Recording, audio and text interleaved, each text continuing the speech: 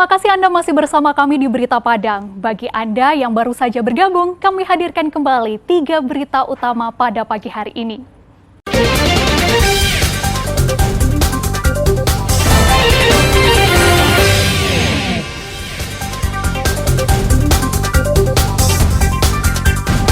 Konami unjuk rasa, tuntut Kejari Padang periksa Mahyeldi terkait kasus korupsi dana hibah KONI Padang.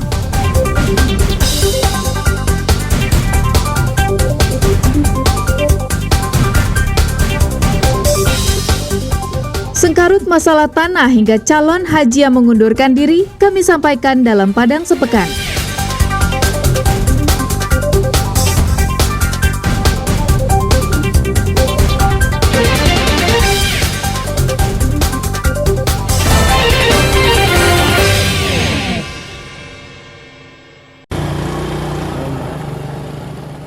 Anggota Satres Narkoba Polresta Padang langsung bergerak cepat menggerebek sebuah rumah yang berada di kawasan Bukit Peti-Peti di selatan Kota Padang pada Kamis dini hari. Dalam penggerebekan ini, pelaku yang akan mengkonsumsi sabu-sabu berusaha kabur dan membuang barang bukti. Beruntung dalam penangkapan ini, petugas berhasil menangkap pelaku yang berusaha bersembunyi di belakang rumahnya. Dalam penggerebekan ini, petugas menggeledah rumah pelaku dan menemukan peralatan untuk mengkonsumsi sabu-sabu, serta sisa paket sabu-sabu yang telah digunakan. Sedangkan sabu-sabu lainnya dibuang pelaku agar petugas tak memiliki barang bukti. Namun bagi polisi, peralatan untuk mengkonsumsi sabu-sabu serta sisa sabu-sabu yang belum dikonsumsi sudah cukup untuk mengantarkan pelaku ke balik jeruji besi. Memakai dan kita lakukan penangkapan ternyata memang sedang memakai yang bersangkutan di Bukit Peti-Peti. Dia berusaha kabur, namun kita berhasil tangkap dan kita dapatkan satu orang laki-laki di sana, inisialnya J. Kalau untuk barang bukti, karena dia sudah dalam keadaan memakai, jadi kita hanya mendapatkan sisa dari yang dipakainya, kemudian alat hisapnya. Pelaku dan barang bukti dibawa petugas ke Mapolresta Padang untuk diperiksa secara intensif. Saat ini, Kota Padang dan Provinsi Sumatera Barat masuk dalam kategori daerah yang rawan narkoba setelah polisi berhasil menyita puluhan kilogram sabu-sabu di Bukit Tinggi beberapa waktu lalu. Diduga pasokan sabu-sabu dalam jumlah besar kerap terjadi. Alfi melaporkan dari Padang. Baru 14 hari menghuni Lembaga Pemasyarakatan Sawalunto, seorang narapidana kasus narkoba meninggal dunia. Awalnya, Syafrizal menghuni Lembaga Pemasyarakatan Kelas 2 Bukit Tinggi. Namun pada tanggal 10 Mei, dipindahkan ke Lembaga Pemasyarakatan Sawalunto. Tanggal 24 Mei, keluarga mendapat informasi jika Syafrizal meninggal dunia. Dalam pemberitahuan secara lisan tersebut, disampaikan jika Syafrizal mengidap penyakit meningitis tuberkulosis atau peradangan di selaput otak dan meninggal di Rumah Sakit Sawalunto. Namun pihak keluarga tak percaya begitu saja karena tubuh ayah beranak 3 ini ditemukan bekas luka dan memar. Tak hanya itu, saat diselenggarakan, hidung jenazah masih mengeluarkan darah segar. Pihak lapas tak memberikan konfirmasi terkait peristiwa tersebut. Bahkan Kanwil Kumham Sumatera Barat yang kami hubungi juga tak memberikan respon.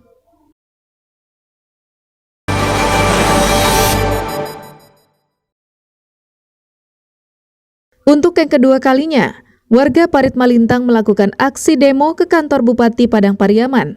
Mereka menuntut pemerintah kabupaten segera menuntaskan permasalahan batas tanah antara milik warga dengan milik pemerintah kabupaten di daerah tersebut. Sengkarut masalah tanah ini telah mencuat sejak 15 tahun lalu. Saat itu, warga menyerahkan lahan seluas 120 hektar kepada pemerintah untuk dijadikan kawasan pemerintahan dan kantor Bupati Padang Pariaman yang baru. Setelah dilakukan proses pelepasan hak dan dilakukan pengukuran, kini lahan tersebut hanya tinggal 79 hektar saja. Dari jumlah itu tersebut, baru 10 hektar yang sudah diterbitkan sertifikatnya. Dalam aksi yang dilakukan pada Rabu pagi, Bupati berjanji akan menuntaskan masalah tersebut sesegera mungkin. Tak hanya itu, Bupati juga berjanji akan memberikan ganti rugi bagi tanaman warga yang terkena imbas. Itu tentu para pendulu-pendulu saya sebenarnya sudah melakukan upaya itu, buktinya ada dengan keluarnya peta bidang. Masa peta bidang keluar sampai saat ini itu belum ada sertifikatnya, karena masih ada beberapa dari masyarakat yang mengatakan belum menerima ganti tanaman. Pengunjuk rasa berjanji akan menuntut akses jalan ke kantor bupati jika pemerintah Padang Pariaman masih ingkar janji dengan kesepakatan yang telah dibuat.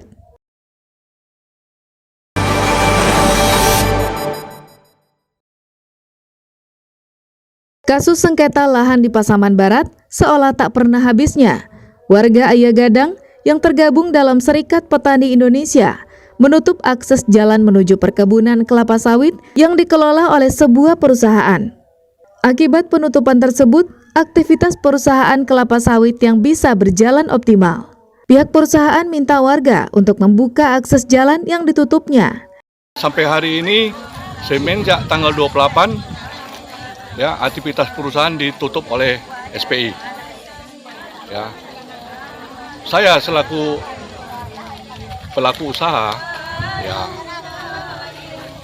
tentu mengharapkan ya aktivitas perusahaan itu berjalan sebagaimana mestinya. Namun permohonan tersebut ditolak warga mentah-mentah dan menuntut perusahaan perkebunan kelapa sawit menuntaskan persoalan lahan plasma yang menjadi pemicu permasalahan. Hari Rabu sudah kita sepakati, pihak kita dari masyarakat adat, SPI, dengan Bapak dari perusahaan, Pak Hendrikus, dan juga Pak Manajer, Pak Eri Susanto, bahasanya untuk mediasi untuk diselesaikan di tingkat Pemda Pasaman Barat. Sudah kita tanya tadi bahwasanya dari pihak perusahaan sudah mensurati Pemda Pasaman Barat. Dan sudah didatangi untuk mediasi di Pemda Pasaman Barat, dan kita pun siap untuk mediasi di Pemda Pasaman Barat. Tak hanya itu, warga Ayah Gadang menuntut pemerintah Kabupaten Pasaman Barat bisa mengambil peran dan menyelesaikan konflik lahan ini secara tuntas, serta bersikap tegas sehingga tak ada lagi konflik yang terjadi.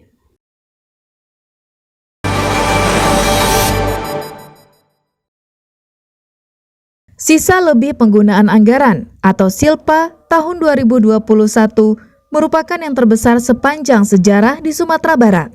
Hampir setengah triliun rupiah anggaran tak bisa digunakan secara maksimal.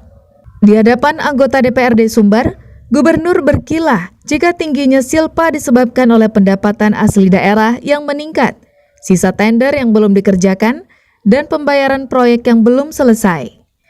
Namun penelusuran di lapangan, penyebab tingginya SILPA yang utama adalah banyaknya pengerjaan proyek pemerintah yang molor dan tidak sesuai dengan tenggat waktu yang telah ditetapkan.